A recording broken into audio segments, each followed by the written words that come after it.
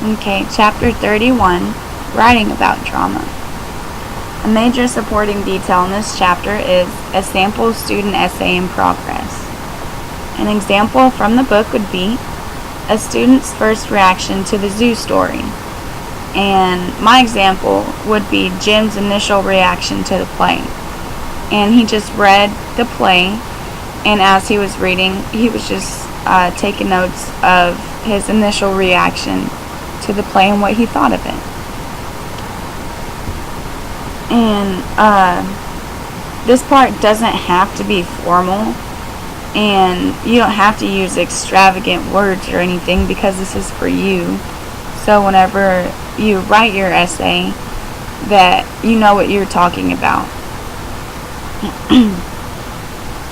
And Jim expresses his initial response, then he explores his ideas.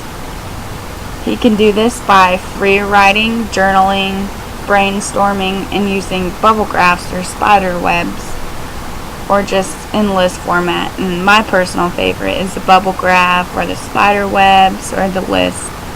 And I just like it because I'm a visual person, and that's how I can learn from things. But you can also free write and just write down your ideas, and that works too.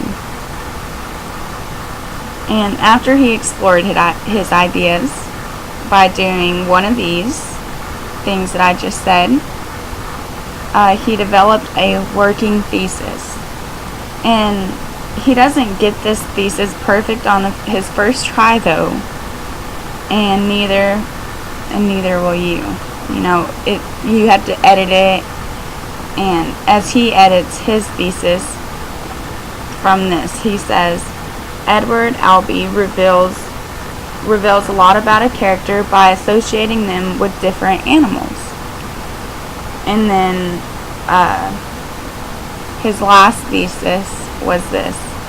He said a close reading of the zoo story reveals that Albee, using animals as metaphors, has dramatized an argument about two ways to live in the modern world. And that was a lot better than the first one, but you have to have the first one to come up with the last. And after creating a thesis, he generated a plan, which the best way is to do an outline.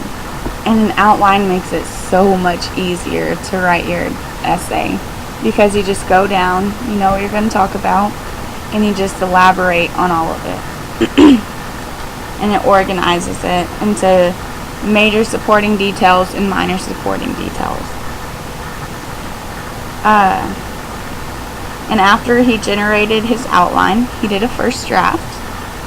And just like your thesis statement, it doesn't have to be perfect on the first time because it's your first try. And for example, he elaborates on many questions, and he describes which questions.